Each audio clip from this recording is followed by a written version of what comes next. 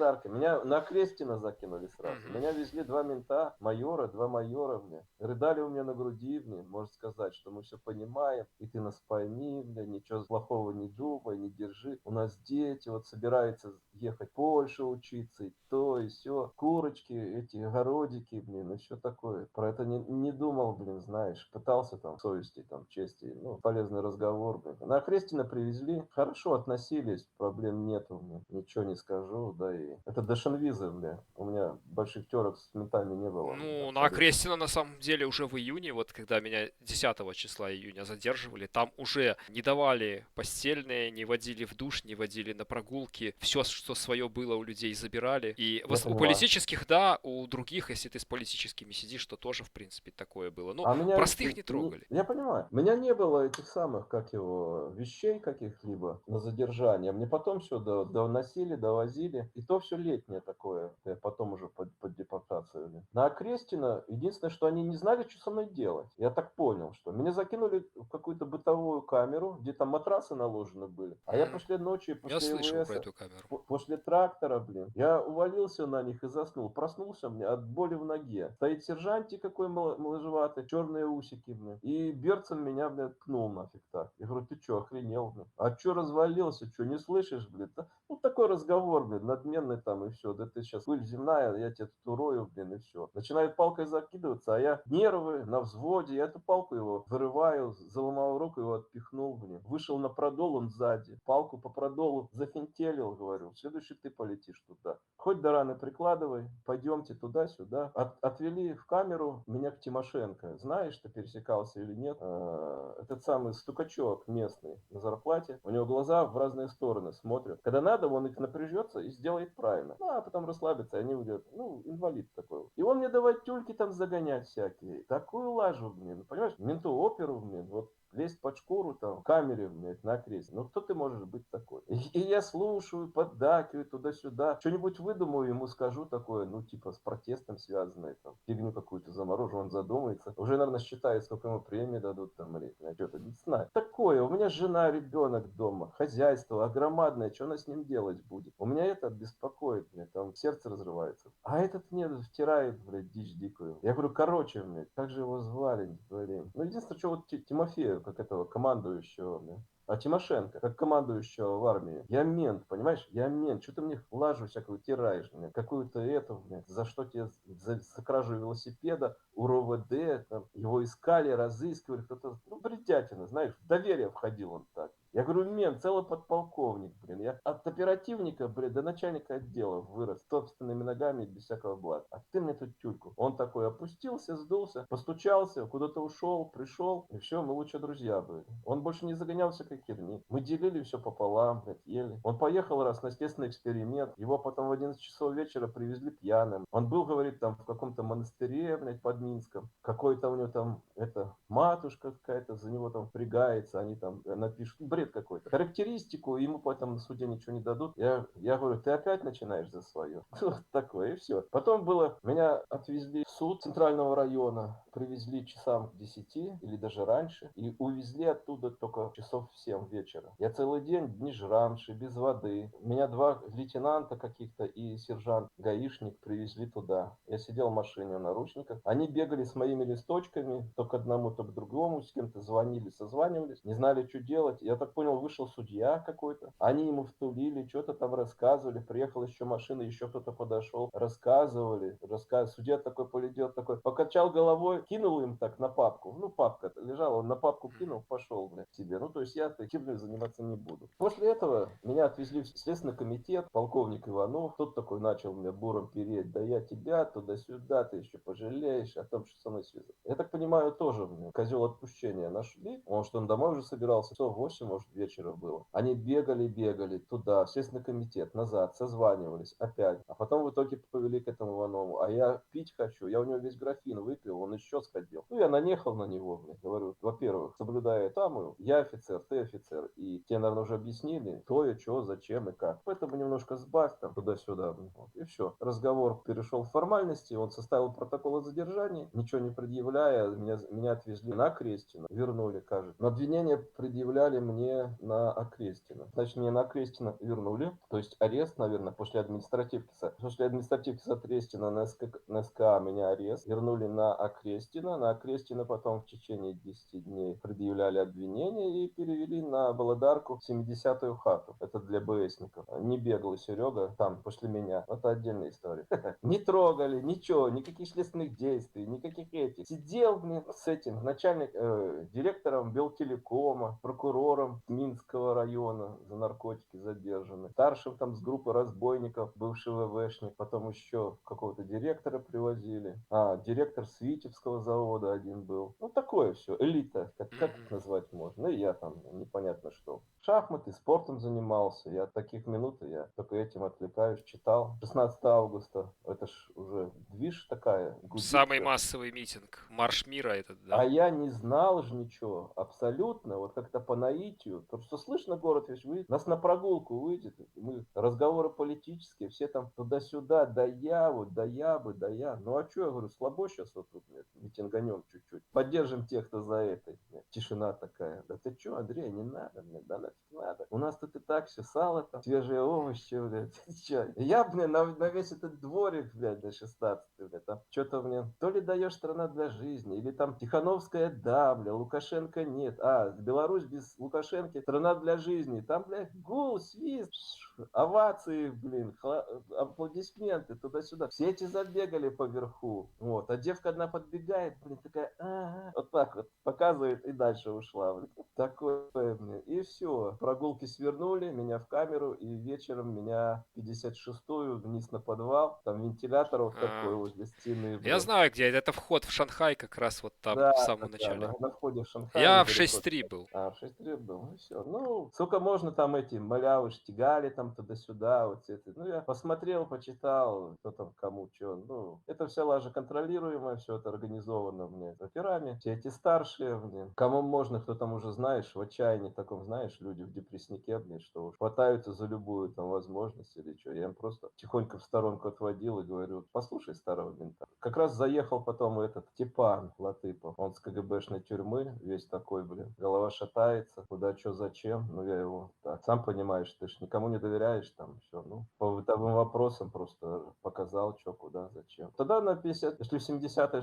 жил нормально, там, ни дерготни никакой не было, вот, а 56-й уже такое. Старшему после беседы с операми, когда он выходил с камеры, приходил, блядь, видно, что на меня сразу бросал взгляд, ну и такие пытался зацепить за то, за все, за пятое, за десятое, там, под какие-то масти подвести туда-сюда. Ну, детский лепет просто. Откусывался. Физических контактов там на тот момент не было. Это потом уже по второму задержанию на Витебске. Следствие, по следствию там, может, что интересно, неинтересно. Меня прикалывали вот эти, тебя же тоже ознакомливали протоколами обыска мне, назначением экспертиз. Я ржал с этого, блядь, абсолютно. Да. И там гильзу нашли от охотничьего патрона, и вопросы задает кто-то там, ну, разные ж следователи. У меня Бриган и этот руководитель группы Агафонов, а у меня Бреган был. И вот он мне дает читать это, я ржу, мне там оружие по определению, там гильза, блин, и по гильзе определить, может ли это предназначаться для оружия, прибором для беспламенной и бесшумной стрельбы, блин. То есть, блин, там, ну, и такие вот, у меня все забрали, у меня все отмели. Когда депортировали, меня прессанули напоследок, уже отвели душу, что все равно, блин, это самое. Ну, в плане не сильно там, просто прижали, да, по рукам дали, по телу чуть-чуть кулаками, ну и все. Ну, так вот эти документы. И все, 56-я, потом с 56-й куда-то наверх, там уже смешанная. Китайцы, португалец, директор один, пару политических были, со студентов, фамилии называть не буду, я не знаю где. Китаец пытался вешаться, но он такой с ним еще кричал, что он якут, бурят, но я Россию 2 раза своим ходом приезжал, я таких этих не видел, и у него на спину дракон, блин. Я явно якудза, блин, и явно этот самый, вот. И недоделанный, потому что не добит эти портаки. Ну, тоже втирал там всякую дичь дикую. Вот. И следствие вот это я только помню, что вот эти экспертизы, назначения и обыски, и все. Подписка о неразглашении, сентябрь, октябрь, ноябрь месяц. И я смотрю, что меня вообще забыли. В этой камере я там живу, письма получаю от поддержки и все такое. Начальство заходит, проверяет меня, даже не спрашивает ни о чем, когда дежурный особенно. Как сказал, так и сказал. И я понимаю, что нечто будет.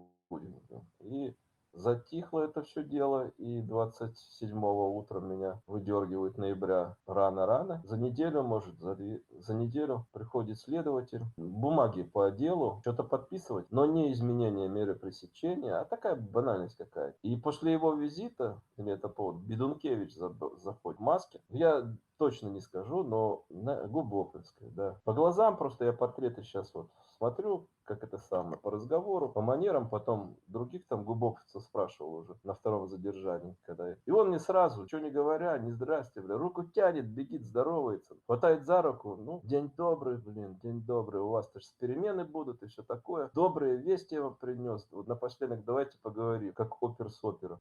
Я говорю, а о чем? Я говорю, а за Тихановского, наверное. Я говорю, а, наверное, еще, чтоб я сдал что-нибудь, явки, пароли и схроны с оружием. Я говорю, опера, что так разговаривают? Или как? Я рассмеялся просто, и все. Он постоял, да, разговор у нас не получится. Развернулся и ушел. Ну, понимаешь, я тебе как оперативник должен подойти, что-то предъявить, сказать, какие-то весы показать, блядь, или еще что-то, да? А когда напоследок это просто формальность произвести, что типа поработал с задержанным, блядь, склонил, не склонил и все такое. Ну, в некотором роде непрофессионально, вот, если так говорить, разговаривать. И все. Я понял, что меня, а это потом вызвали 27-го утром, этот же Бреган, подписывать бумаги об изменении меры пресечения. А я задаю вопрос, так а что с делом? Это раз. Какой у меня статус? Ничего не говорит. Второй экземпляр я себе забираю, он мне не дает, я его руку отстраняю, говорю, вы же понимаете, что я должен иметь у себя на эти самые, положено по закону. Ну, он такой, он поменьше меня, крепенький парнишка, поменьше. Ну, никакого этого не было противостояния физического. Просто я свой экземпляр забрал и все. Меня в камеру, собрать вещи, коридорный такой, радостный, хоть до рады присладывай.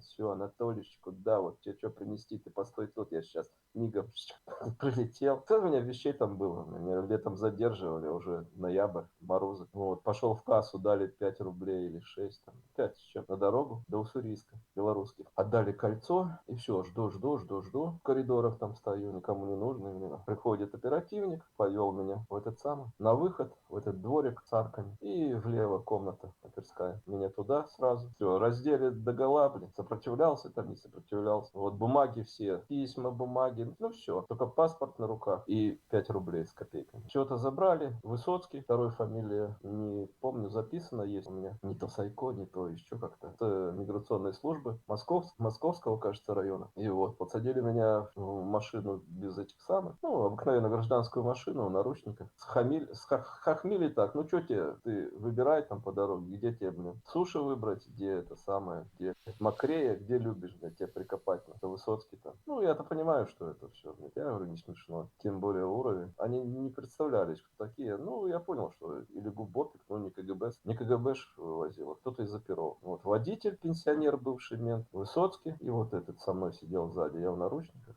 И по М1 в сторону Орши и до границы. Где-то в кафе останавливались, они ходили есть, менялись. Доехали до границы, это уже к вечеру вечерело. И меня на границе с паспортом вот так вот сфотографировали. Я говорю, и чё? Высоцкому говорю, и чё? Как, чё? Мне как? До Уссурийска 10 тысяч километров. У меня 5 рублей. Я одетый в летнее, а уже смеркается, уже видно, что морозики будут. Ну, я говорю, а если я вот вернусь туда, домой, и все такое, как вы там, засады нету? Он такой по головой покачал мне, и все.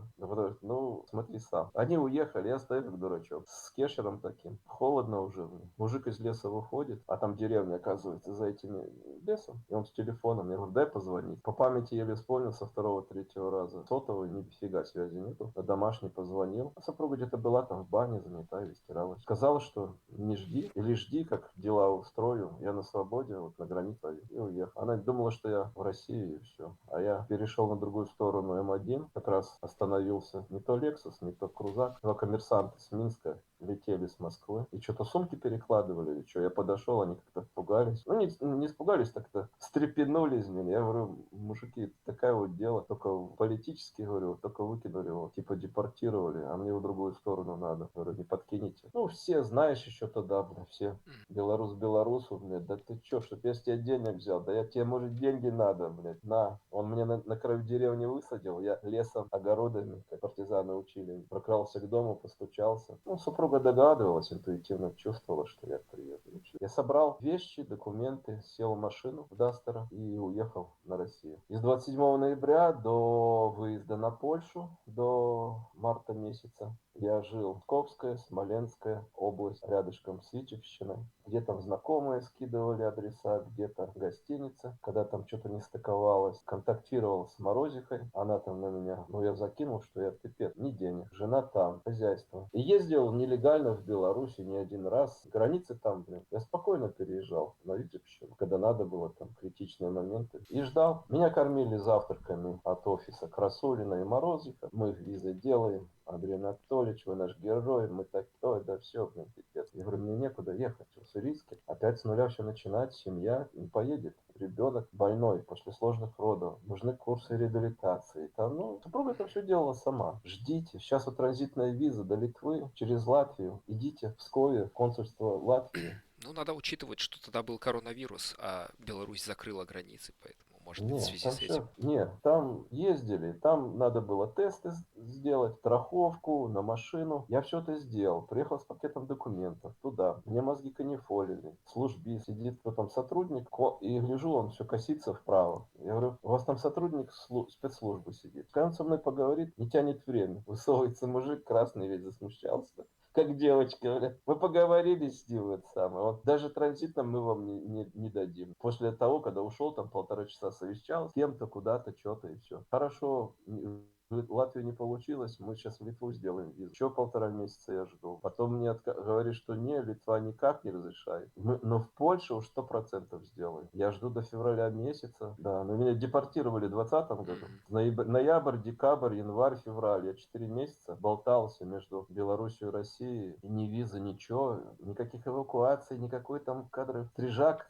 или от стрижака кто-то. Идите, езжайте в этот визовый центр и делайте там спокойно визы. Блин. Жена с ребенком, блин. Я тут не могу въехать туда. И как, блин? С друзьями рассказываю ситуацию. Они под Варшавой работали на фирме с Украины. Андрей говорит, подожди, сейчас схожу к шефу. Блин. Через полчаса звонит, говорит, без проблем. Тебе куда, дорогой, договор выслать? Мне в Полоцке передали договор о праце.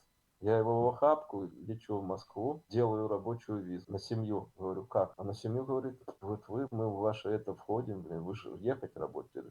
И так я говорю, да мне, блин, мне семью вывозить, обстоятельства рассказываю. В консульстве тогда, или может момент такой был, это все, в польском. Но у меня эта виза на 180 дней, и я уехал в Польшу. По дороге я заехал в Вильнюс. Я ехал Россия, Латвия, Литва, Польша, потому что, ну, через Беларусь мне сразу канты. Я заехал в Вильнюс, мне Морозиха дала телефон, мне дала адрес. Я на этот адрес приехал, это левый адрес. Он у меня есть записанный. Вот. Я созванивался с третьего, с четвертого раза. Мне Морозике звоню, не отвечает. Этот телефон тоже не отвечает. Потом на этот телефон, который давали, контактный, дозвонился. Назначили мне встречу. Мужской голос. Давайте вот встретимся. Я с Хановской говорю. Серега сидит, а дело у нас общее. Я немножко кумекаю. Это самое в этих делах. Я говорю, как-то надо тактику, стратегию вырабатывать. И вообще, вы что, лидерша, оппозиция? Я не с ней разговаривал. Я там, не помню, с Морозихой, с Красулиной, до того. Мне этот мужской голос, давайте встретимся и увидеть Хановскую, переговорить, сюда дела. Я машину оставляю в одном месте, встречаемся, место назначаю в другом, сам в стороне немножко стою и смотрю. Это место отрабатывает раза 3 одна и та же машина, вся усаженная парнями. И пасут именно эту остановку, блин, раз проехали, второй раз. Потом звонят мне, а где мы вас не находим? Да вы чё? Я говорю, я так стоял тут и стою. Я опять вернулся на эту остановку, подъезжает этот один, везет меня к себе на хату. Хата такая странная, общая кухня вроде бы и 2 комнаты. Какое-то витринное такое, большое от пола до потолка эти самые. Стекла, пацан, сидим, чай пьем. Я при нем звоню Морозик, у меня видео даже есть. Я его заставил сними, вот, телефон мой, что я не могу дозвониться до Морозика. Он снимает, мне скидывает. И потом как будто что-то ждет. Потом идет звонки, отвечает, уходит, разговаривает. Приходит опять. Мы садимся, едем. Я говорю, куда едем? Он рассказывает, сейчас там акция проходит. Тихановская, блин, в борьбе надо. Сейчас всех увидишь, со всеми познакомишься. Приезжаем, блин, высаживаемся, идем. Один угол завернули, другой. Приходим, ничего. Я гляжу, он такой, типа, в замешательстве, не замешательстве. Ну, так наигранно. Ой, а тут никого что-то нету. Странно, о чем мне так сказали, блин. Он меня так берет за плечо. Ты вот разворачивает так, принудительно разворачивает так, легким надавливаем на тело. Ты вот посмотри, там может, блин. А что там смотреть? У меня справа забор, голову поднимаю, сверху камеры. А дальше вывеска. Посольство Беларуси. Я говорю, ну и сука ты, блин. Он, блядь, краской залился такой. Он есть. Он витебский. Или аршанский даже. И все. Мне стало ясно. Я говорю, понял мне. Я еду. Немножко покружил по городу, что хвоста нету. Дошел до своей машины и поехал на Польшу. Приехал в компанию. Начал стажироваться. Вопросы мне никто Морозиха на контакт уже не выходит. Никто больше, я контактов не знаю с офисом. У меня семья там. Надо вопросы решать. Вопросы реабилитации и всего остального. Жена на измене. Брошенная. Плюс еще всякие звонить стали. Как коллега сказала, блин, она что же там хотела, блин, поучаствовать в этой деле. Бросает все, ребенка под мышку, и на границу мы тут встретим, и все будет четко. Федорончиха лезет, давайте интервью дадим. На тот момент еще до задержания. Блин. Она уже свалила к этому, когда меня депортировали. А Федорончиха с моей деревни, ну, с поселка. Ты когда-нибудь слышал, чтобы она хоть слово сказала за меня? Я про нее вообще не слышал до 2020 года, а сейчас я Ну, знаю, что она сейчас. занимается, там у нее есть какой-то хостел. Может, потом расскажу когда-нибудь, сюрприз будет. Я на этом на раздрае, я стажируюсь, неделю уже практически стажировался, у меня там форс-мажор, ребенок от прежнего брака, которая жила со мной. Ее мать приезжает туда, надо решать этот вопрос, с ней что-то определять. Супруга, я не знаю, что делать. Плюс у нас необходимость была выезжать. Я списывался с консульством Германии в России, объяснял ситуацию, нам назначили интервью для разговора. Вот. И то есть коснулось, и никто отвезти не может. А есть с ребенком туда одной ехать, и как? И тут это вот все в кучу. И я гляжу, остался, то наш герой, то нафиг ты никому не нужен, блин, абсолютно. И открыто явно тебя сливают, блядь, на камеры посольства Беларуси, и дикая дизель. И все, я сажусь как раз с одного кольца, в Германию съездили, вернулись с парнишкой с Украины, он стажировал меня, на базу какие-то там, машину менять. И, в принципе, я уже сам бы поехал. И тут это все, я до начальства, до шефа, так и так объясняю, мне на неделю край, просто, он хорошо, ситуацию твою понимаем, давай, мы тебя будем ждать. Я на машину, Литва, Латвия, тем же кругом, как раз 21 год, апрель месяц, как раз искали солдата, который там бежал с автоматом, как раз Зинковича с Федутой задерживают за покушение на Лукашенко. И я на этой волне закатываюсь в Беларусь. Решаю вопросы, ездим в Питер, я назад жену возвращаю. Сам опять же на приграничье живу. Опять заезжаю в Белоруссию. В Беларуси окончательно уже решаю вопросы, собираю машину и уезжать. Меня вечером 13-го задерживают.